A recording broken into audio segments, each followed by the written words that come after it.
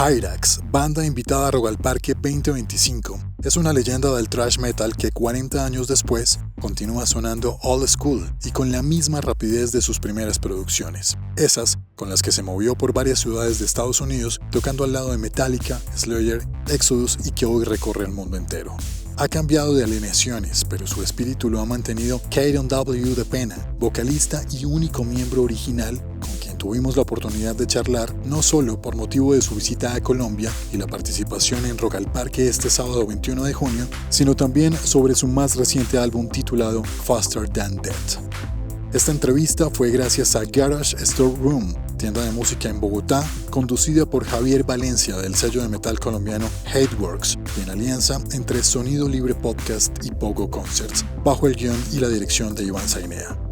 En la edición 150 de Sonido Libre Podcast, la leyenda del thrash metal Katon W De Pena de Hirax. I'm good. I'm on the beach here in California. Actually getting some exercise for the show next Saturday in Bogota.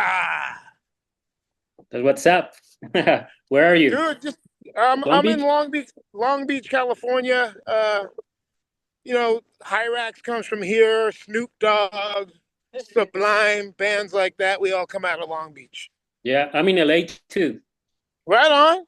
So yeah. I appreciate you guys taking the time to do this. So if you got any questions about this festival coming up, go ahead and hit me up. All right, man. Yeah, we have a few questions for you. Cool. We're gonna start, but I'm Javier Valencia. Thank you for taking the time. Right My here pleasure. Iván Zainea. He is the director of the podcast, Sonido Libre Podcast. And this interview is awesome. A partnership between Sonido Libre Podcast and Pogo Concerts. And they are covering and promoting Rock Al Parque. Sounds great. All right. I look forward to this. Yeah. Let's get started. Okay. So, Keaton, we know the Spanish-speaking countries have been very important to Hirax's history and career. A clear sign of that has been your tours through Latin America, releasing a Spanish title album, El Rostro de la Muerte. I think it was back in 2009. Yeah. Including several cities in Spain when you go on tour. And of course, Colombia.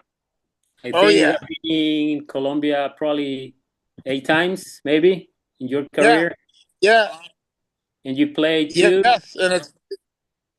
You play 2 well-known festivals.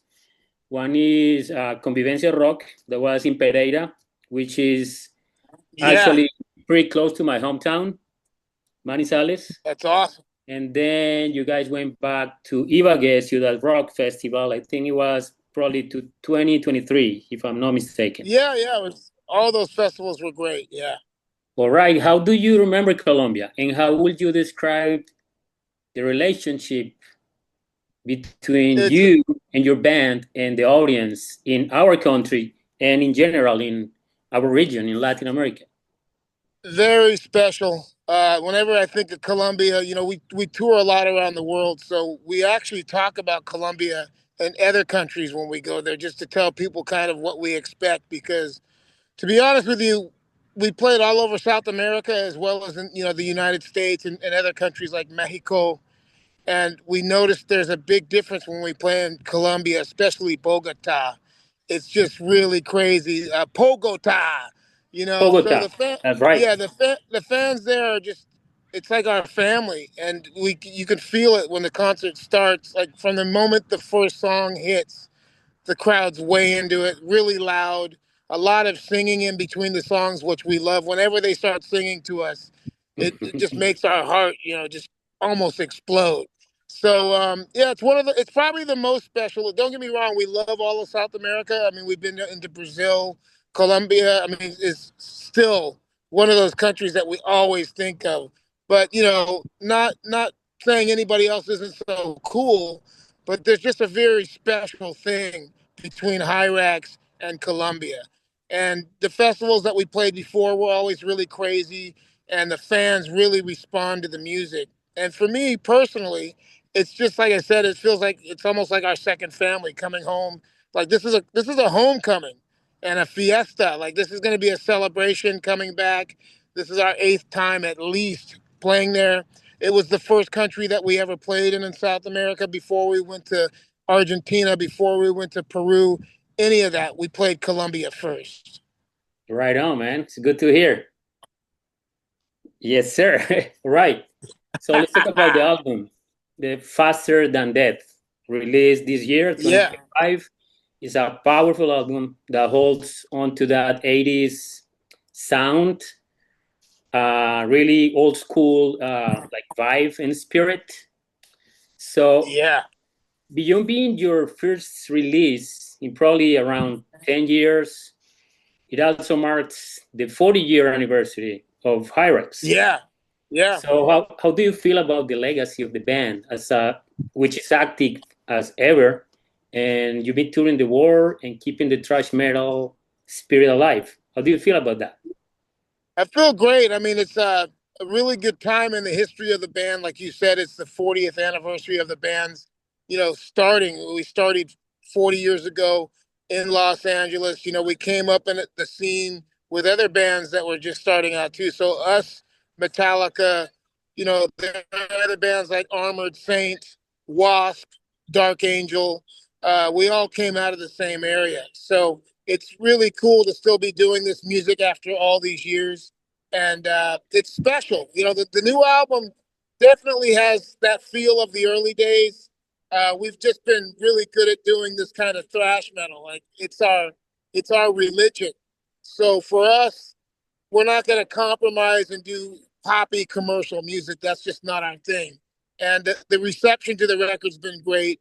It's just like it's another piece in our collection, because if you go through the records, there's El Rostro de la Muerte, there's also The New Age of Terror, and Immortal Legacy, which is actually getting ready to be repressed because that record went out of print. But it's the new album definitely has a blistering attack to it. It's really fast, real heavy, and we will be playing some of those songs at the festival. But I like I said in the beginning of this whole thing, I'm just grateful and proud to still be doing this after all these years. I mean, it's 4 decades, 40 years of Hirax, and I feel like it's also a kind of a fresh start because there's still more people learning about the band, especially throughout South America. Like that's why we're coming back. This will be the first show in a long time, but we'll be back following that to do more countries, and also there's other cities in Colombia that we haven't played yet. So that's something that we want to accomplish. We want to see all the fans out there. Colombia, like I said, it's special. I mean, the first show we played there was so crazy. I'll never forget it. We played a club and there were over 800 kids that jam-packed into the club just to see us the first time. So this Rock Al Parque show, this is going to be some serious stuff. We've been rehearsing. We rehearsed last night. We're going to rehearse tomorrow night and just try to get everything just perfect for this show. We're still talking to the festival about production because we want to make sure it's a real show, that the fans get the best that they've seen us ever do. So we're looking forward to this. It's a big deal to us. It's gonna be awesome, man, and you can be sure they're gonna take care of you. Their production in Rock Al Parque is like high end, like a really good standard. They're gonna take care of you. Yeah, well, I mean, 40 years, man. 40 years. So you started playing when you were like 1 year old, 2 years old? I wish. How's that? I was 21, and it was great, though, because that was when thrash metal was like an explosion. So between Los Angeles and San Francisco, we would play, go up there, and it'd be like Hirax, Megadeth, and Exodus, and Death Angel. And we were able to play with a lot of great bands over the years, Testament, all these different bands. So there's always been a connection with Hirax in the Bay Area, but we're also from Southern California, so we get to like the best of both worlds. And since we started traveling outside of the U.S., it was great to to go to other countries, check out other cultures, try other foods, stuff that we never would see in Los Angeles. We got to go to these other countries and try great food. Like one of my favorite things about Colombia is the size of the avocados. They're giant, which we There don't you have. go. Our avocados look like grapes compared to your Like avocado. this, like little has Yeah, avocados, like a little apple. Yeah, I yeah, know. I yeah. know. So we've just been grateful, to do this, and I think that's why this concert's so important.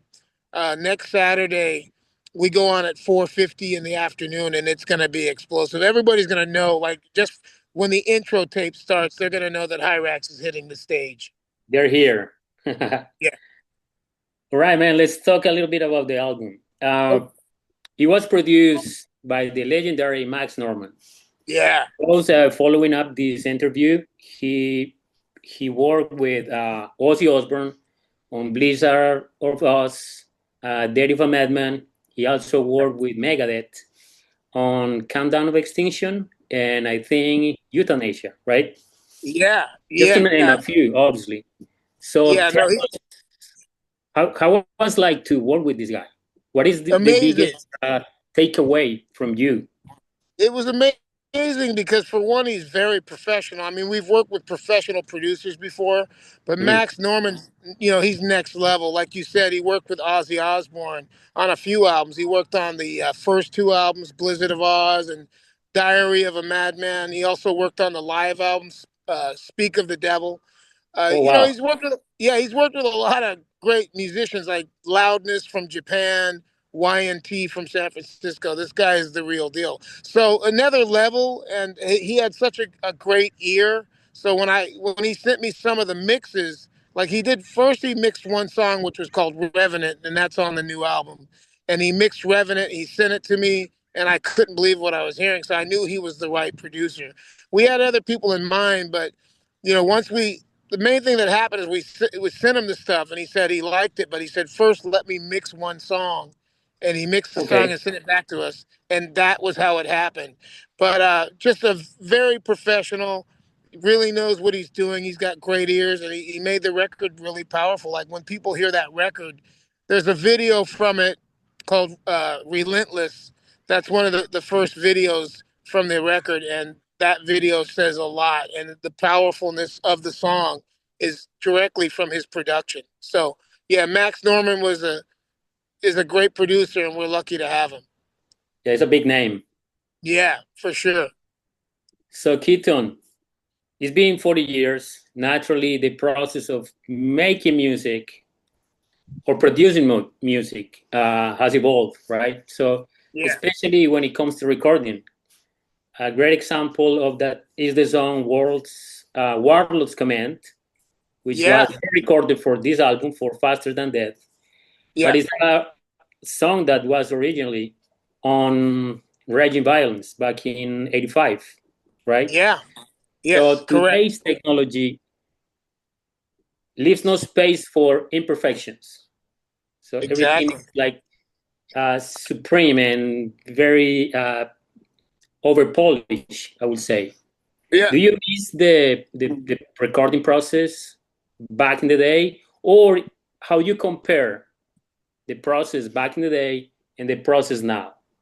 Not to say which is better than the other, but how would you compare those? I'd say a lot quicker. Back in the 80s, we did things a lot faster. I think now it's a lot more methodical. You really put a lot of thought into it. We were really young. We're in our early 20s when we did the first album. So, we had the material pretty much written, and we just went in and banged it out. Like we did the first album and the second album were recorded in 3 days each. Like we did it a Friday, Saturday, and a Sunday, and we were done. The newer stuff takes a little bit more process. There's a lot more thought put into it. And, studios, you can kind of jump around a little bit. Like you'll do the drum tracks in one studio and then maybe do the guitars in a different studio. So, yeah, I would just say the process is a lot more involved. There's a lot more that goes on. But I like both because I think as, you get older as a musician, you learn a lot. So there's a lot more tricks and stuff that you learn to do in the recording studio. But I think the cool thing about Hirax is the fans still get an old school record no matter what we do. That's just our thing, and it's our formula. That's what we do. But I like both. I mean, I have a lot of great memories about the first albums, like recording those records. I remember doing those and being really young and learning. It's like you also learn a lot. But now it's like it's a lot more serious too when we go in the studio. We're Yeah. making sure that all the stuff's ready to go and we have a mission that we're on. But like I said, I like both. I think it's just memories, great memories of recording. Okay. Yeah. Do you enjoy going to the studio? Do you enjoy the recording process? I actually do. It's work. Don't get me wrong. It's a lot Yeah. of work and it's a lot of time. Like you're basically in a studio and you spend some of your life. Some of your life is left in the studio when you leave. But I do enjoy it because I like the creative process. Like things happen in the studio too that sometimes you don't plan. Sometimes it just happens with Uh-huh. guitar solos and vocals. Sometimes you'll do a vocal run and you'll listen back to it and you'll love it. So I just think the whole creative process is really interesting. And I love writing songs, putting songs together. Arranging the songs is my favorite part. So, yeah, no, I love going in the studio, but it's totally different as opposed to playing live. Like, you got Oh to have yeah. a different mindset. When you're recording, it's a whole different thing as opposed to going out on stage and playing live concerts. So we rehearse for the concerts in a totally different way than we rehearse when we're writing the songs for the albums. But it's I like it a lot. And I also accept it because it's a part of this business. If you're going to play music, you got to get used to going in recording studios, and then you go back out on the road and you tour. And touring's really tough too, though, because you're riding in buses and mobile homes and vans for a lot of hours trying to get to different countries. I mean, even when we tour South America, some of the drives are 9 to 12 hours. Yeah, it's a vast territory, and there are no cities like close to each other. Like you can drive from Vegas to LA, for example, or even like southern United States. But in South America, it's a long drive, or you need to take a plane. So Yeah, or you're going hard. through a It is lot of hard. mountains and hills and The a Andes, man. lot of curvy roads and stuff, especially in Colombia. There's some really crazy mountains and curves and stuff. But we do whatever it takes because to us it's important to get to where the fans are at, even if they're far away. We try our best to get to them. That's good, man. And people appreciate that. Yeah, They definitely, appreciate it's that. important. So let's talk about artwork. Yeah, Thrash metal is not just about the sound; it's also about artwork, and album covers are an integral part of the full piece. yeah, And thankfully, Hirax has been releasing physical, so CDs, yeah, cassettes, vinyl, and that gives the fans a chance to appreciate better what is there besides the music. And for definitely. this album, you guys work with Thomas Pinedo. Yeah, So out how of was working? Brazil. Exactly, yeah. So how was working with him, and what was the concept behind the artwork? It was an excellent experience. Thomas is out of Brazil, great artist. We kind of got to know each other through the early days of the pandemic when everybody was basically just trying to figure out how to survive and we especially in Los Angeles we were locked down for a certain amount of times where we couldn't even leave the house. So through the internet, he would send me artwork, and he was just a really awesome fan of the band. Like he would draw pictures of us and send them.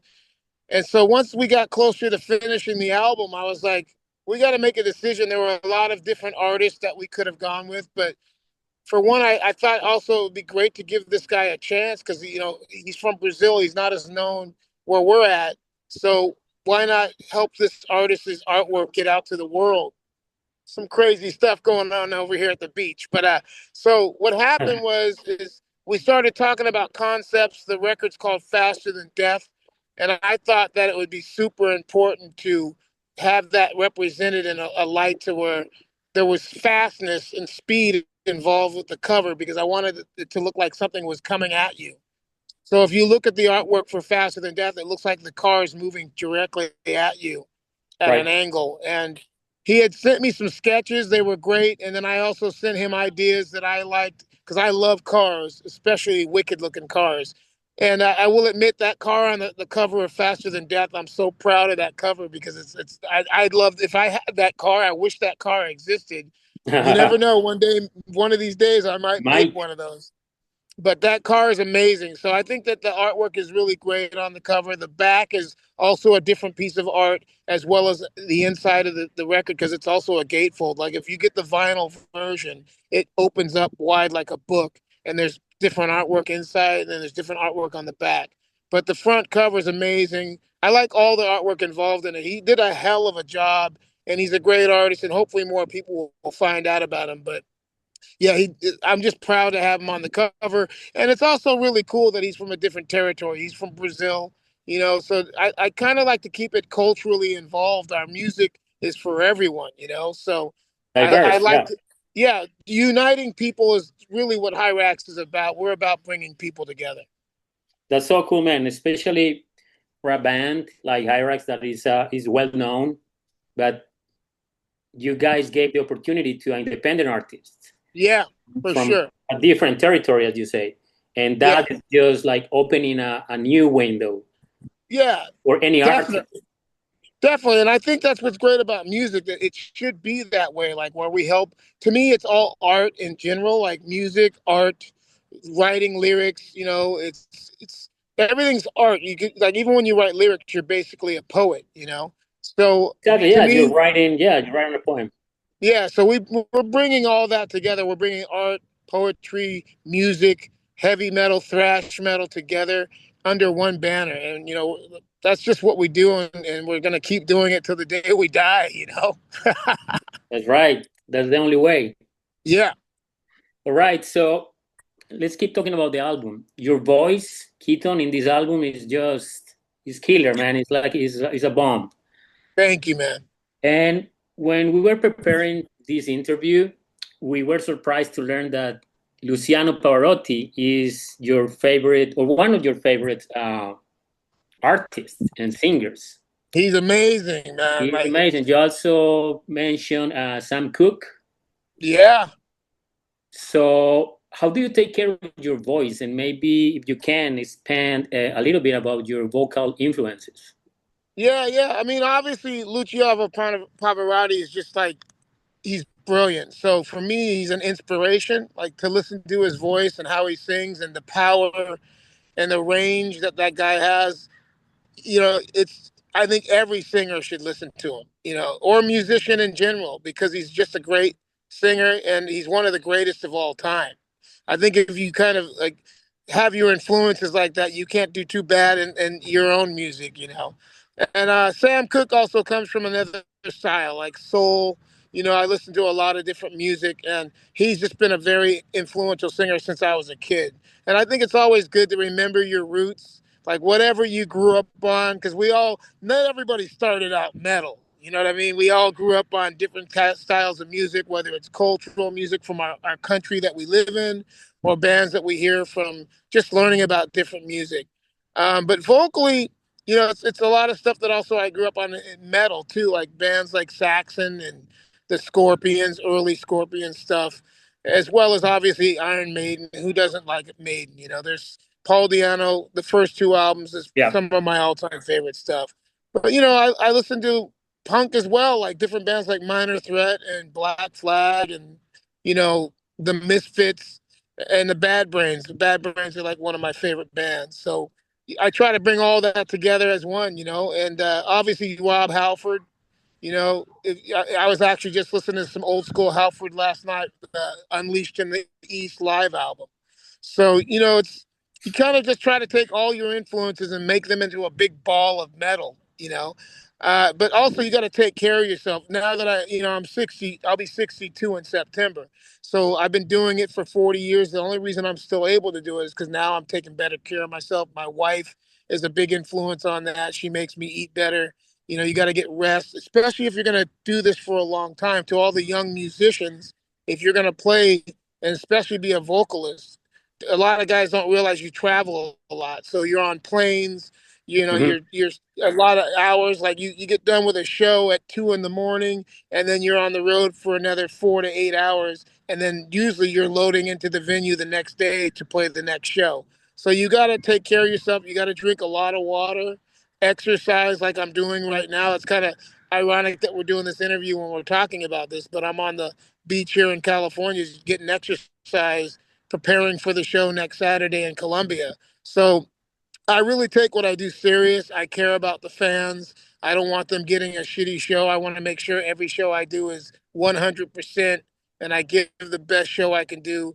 I don't party like I used to at all because I also focus on the yeah, I mean, I focus on the show. So it's like, I don't want to be a drunk singer up there. I don't think the people deserve that. I think I should be 100% every night. So, and like you, I drink a lot of coffee. You know, I like things like that. And I'm Colombia's drinking got tea. I'm great drinking tea, coffee. by the way. Okay, tea's great as well. But I can't wait to get back and have some of the Colombian coffee because the first time we were there, I had coffee and I couldn't believe how powerful it was.